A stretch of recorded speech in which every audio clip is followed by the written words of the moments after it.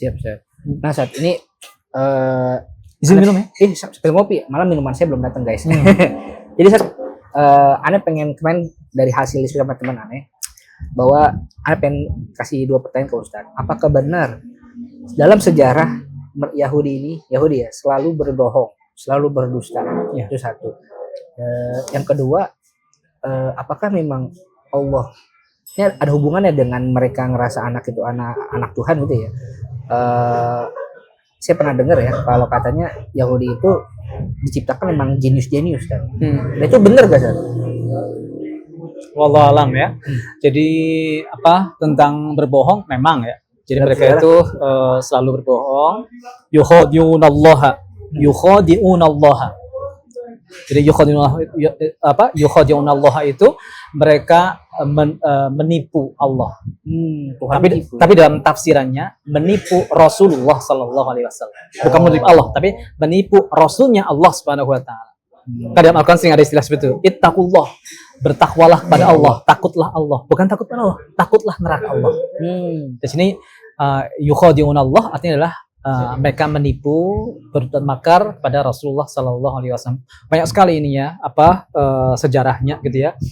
Bagaimana mereka di Madinah sudah terikat perjanjian dengan Rasulullah Sallallahu Alaihi Wasallam sebagai salah satu elemen negara Madinah yang harusnya bersatu padu membela Madinah, tapi ternyata ketika diserang oleh orang-orang musyrikin mereka membelot gitu ya, sehingga ketika terjadi pengusiran atau hukuman mati untuk suku-suku Yahudi di Madinah, itu sebenarnya bukan masalah agama, bukan masalah agama saja gitu ya, tapi itu bisa dibaca dari sudut pandang pengkhianatan kepada negara. Di mana saja negara punya aturan, pasti aturan itu mengikat seluruh warganya. Betul. Ketika ada warganya melakukan tindakan yang membahayakan negara, membahayakan undang-undang, membahayakan kepala negara, itu sebuah pengkhianatan. Dan kalau sebuah pengkhianatan itu hukumannya hukuman mati atau diusir, dicabut keluarga negaranya, diusir dan lain sebagainya. Jadi itu bukan masalah kebencian kepada pemeluk agama lain, bukan. Itu sangat wajar di mana-mana seperti itu. Nah, adapun terkait dengan apa yang kita tadi Jenius. Ini saya pernah membaca itu. Jadi persentase orang-orang di berbagai negara, termasuk juga adalah di Israel, dilihat dari para penerima Nobelnya. Iya benar gitu. Jadi penerima Nobelnya mereka itu orangnya sudah sedikit, yang terima Nobel banyak. Iya itu benar saja. Sementara umat yang lain, bangsa yang lain itu jumlahnya banyak, tapi penerima Nobelnya itu sedikit. Wallahualam, apakah bisa langsung mengindikasi bahwa mereka adalah orang-orang cerdas, sementara umat yang lain itu tidak cerdas. Tapi ada sebuah teori gitu ya, mengatakan bahwa jika sebuah segmen di sebuah masyarakat atau negara, segmen itu minoritas, maka yang diandalkannya itu bukan kekuatan jumlah, benar sih, tapi kekuatan kualitas. Di mana-mana seperti itu. Psikologis begitu ya. Iya, di mana-mana seperti itu. Palestina luar biasa cerdas sekali. Iya, karena mereka minoritas, gitu ya. Dokternya banyak sekali, profesornya banyak sekali, dan mereka berjuang juga gitu. Karena apa? Karena jumlah mereka sedikit, kemudian masyarakat yang membentangnya sangat banyak. Selalu gitu. Di mana-mana seperti itu. Ada juga ahlu sunnah di Iran, mereka tuh sedikit minoritas ya, orang Sunni, tapi mereka orang-orang yang elit-elit. Iya sih, benar-benar. Gitu. Sementara orang Syiahnya ya biasa gitu. Benar-benar. Jadi mungkin Yahudi kan jumlah mereka sedikit di masyarakat dunia kan sedikit. Karena sedikit dan mereka harus bertahan dan harus malah berkuasa gitu ya, maka mereka mengandalkan kecerdasan. Mungkin sudah menjadi tradisi mereka untuk seperti itu. Mengandalkan, terpaksa gitu ya. Ini aneh masuk sedikit jadi ini fakta tentang Yahudi ya, tapi mungkin ini Zionis juga ya. Nanti aneh mau tanya Kosat nih, Yahudi sama Zionis itu sama apa beda sih? Kesesuaiannya beda ya. Tapi fakta di lapangan kekuatan ekonomi dunia itu memang dikontrol sama teman-teman Yahudi. bukan teman. Ya, sorry ya. Lihat musuh-musuh kita itu ya. Yahudi. Dari data kemarin aneh baca ya terbaru ya. Aneh kan kebetulan ini saat fokus ke investor saham. 10 top hedge fund itu adalah perusahaan yang mengelola uang, perusahaan investasi. Nomor 1 paling besar di dunia adalah Israel. Namanya Israel apa saya lupa. Itu dia mendeklar Israel hedge fund gitu. Nah, itu menandakan memang kekuatan dunia ini ekonomi dipegang sama itulah kenapa Donald Trump takut banget sama si tuan siapa tuh bukan setan Yahoo. Ya setan Yahoo itu benar bisa. Jadi ya itu faktanya sekarang begitu Sar. Nah tapi gini saya pertanyaannya Sar, Yahudi juga aneh lihat di beberapa sosmed itu ada Yahudi Israel yang katanya yang baik ada gitu ya, yang pro untuk tidak serang Palestina segala macam. Nah sekarang ada istilah Yahudi sama Zionisme itu sama apa beda Sar? Kalau kita lihat sejarah sejarah sejak zaman Rasulullah Sallallahu Alaihi Wasallam, penentang dakwah Nabi itu kalau kita bisa simpelkan ada 2, yaitu orang-orang kafir, orang-orang musyrikin Arab, sama ahlul kitab, yaitu Yahudi dan Nasrani. Kalau orang-orang musyrikin Arab, keduanya awalnya menentang, musyrikin Arab itu mereka itu menentang dakwah Nabi karena sifat sombong.